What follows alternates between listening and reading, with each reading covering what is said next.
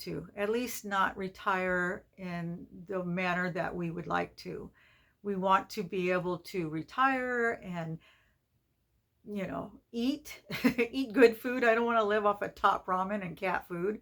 And we want to be able to travel and buy our grandkids presents for birthdays and graduations and Christmases. And, those things take money. And at one time, we thought we had more than enough money in our savings. We felt that, with that and our house will be paid off soon, we would have no bills, we would be in a great position. But then life happened. The house still isn't paid off just yet. We don't have near as much money in our savings as we once had, and we're in debt. This summer was absolutely wonderful. It was probably one of the best summers we've had.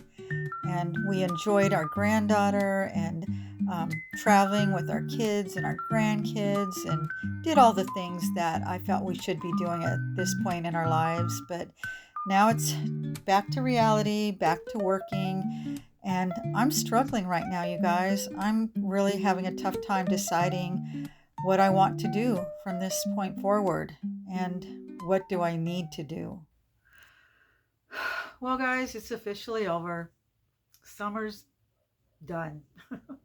We took our granddaughter up to just below San Francisco. We met our mother halfway. So her visit with us is over.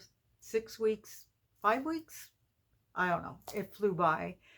And the rest of the grandkids start school this week. They'll be going back to school on Thursday. So summer is officially over. And now I feel like I am at a fork in the road. I am really struggling.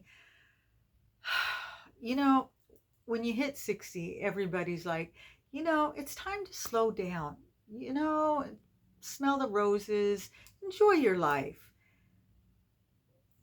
What life? What life can I afford living off of just Social Security? Not a life I want to live. So I really can't afford to slow down right now. I have to continue working.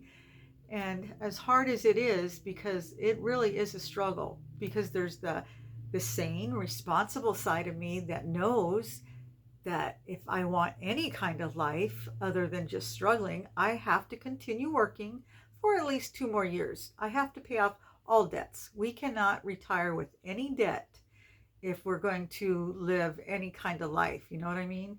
So for the next 2 years, I need to continue working, pay down my debts, add to our savings, and then maybe I can consider retiring.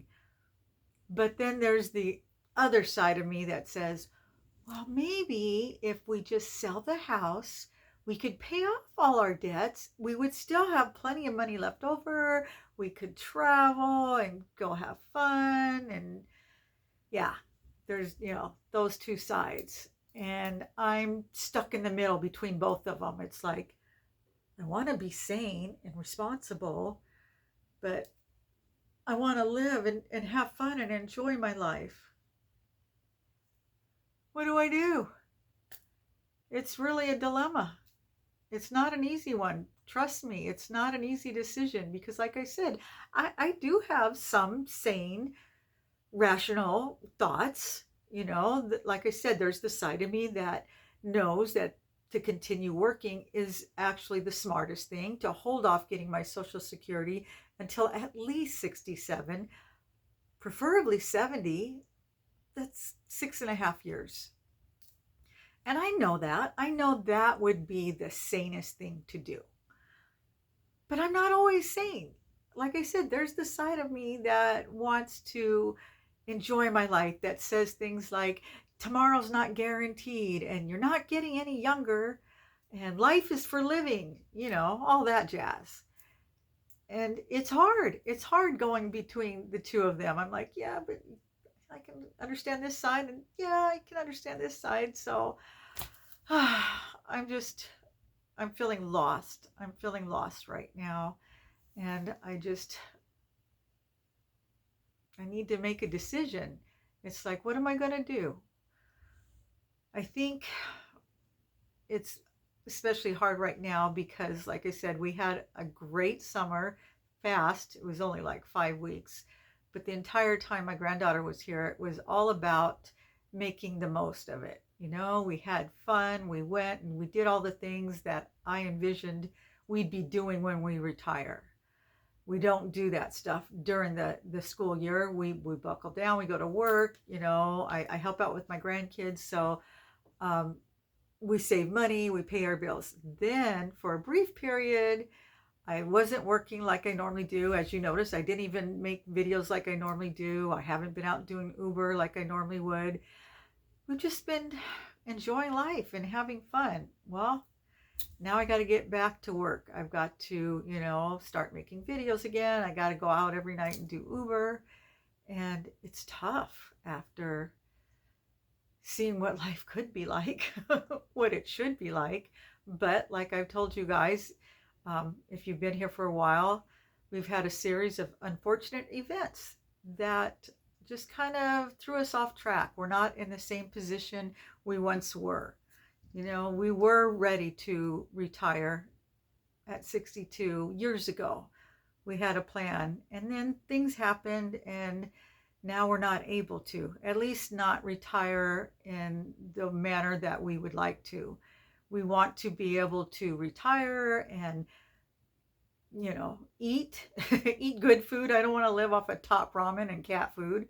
And we want to be able to travel and buy our grandkids presents for birthdays and graduations and Christmases. And, you know, those things take money. And at one time, we thought we had more than enough money in our savings. We felt that, you know, with that, and our house will be paid off soon, we would have no bills, we would be in a great position. But then life happened. The house still isn't paid off just yet. We don't have near as much money in our savings as we once had, and we're in debt. Or I am. You know, I have a car payment now, and I have I have a credit card that needs to be paid off. So that's the goal. And like I said, I could feasibly quit work right now, sell the house, take some of the money, pay off what few debts we have, and then we'd have plenty of money to live on. Not as much, but then we wouldn't have our home. And I don't want to be a full-time van lifer. I want to travel, but I don't want to live in a van full time. I want to have a bricks and sticks home, you know, because I feel like at some point our health is going to deteriorate. It will, you know, everybody's does. And maybe we won't be so comfortable traveling around at that point. Maybe we'll want to be home and be near our boys and our other grandkids that are here. That's also a big part of, you know, my dilemma is I miss my daughter and my granddaughter. You always miss the one that's not here, right? You know, even though I have both my boys here and their families, and I'm so grateful for that, I can't help but think about my daughter who's not here, and wanting to spend time with her. And right now we try to see her every 3 months, I think is how it's been working out. Either she comes down here or we go up there. But it's hard, and I would like to spend more time with her. We were talking about buying a smaller place up there and going between the two, but that's not feasible. We don't need to have, you know, two mortgage payments, even though this one will be paid off soon. But then we would have a payment on a house up there, and on Social Security, that's just not a good idea. So yeah, it's crazy. It's crazy right now. But all I can do is just pray on it, continue doing research, because I think with the economy the way it is, I don't see things getting any cheaper. I think we just need to hold off as long as we can. And I know a lot of people don't want to hear that. They want to hear me say, nope, you know what? We're just going to throw caution to the wind and just, you know, live our lives and just, you know, but neither me or my husband are like that. I would worry, as you guys know. I would just worry. So What kind of life would I have at that point? Because I'd be worrying about all the what ifs. What if this happens or that happens? Sure, if everything goes great and perfect and smooth and our health holds out, no problem. And the economy doesn't get any worse, yeah, we could do it. But we both know that's not how life works. That's why I'm in the position I'm in, because life happened. Unexpected life happened, and it will happen again. So why take chances? I mean, I can dream about it, and sure, I'll regret it if something were to happen within the next 2 years and we didn't get to do it. Sure, I'll probably be upset with myself. But on the other hand, what if I did sell the house and do this move into a van and take off, and then something happened and I don't have any where to go, moving with my kids? What would I do at that point? I would regret that.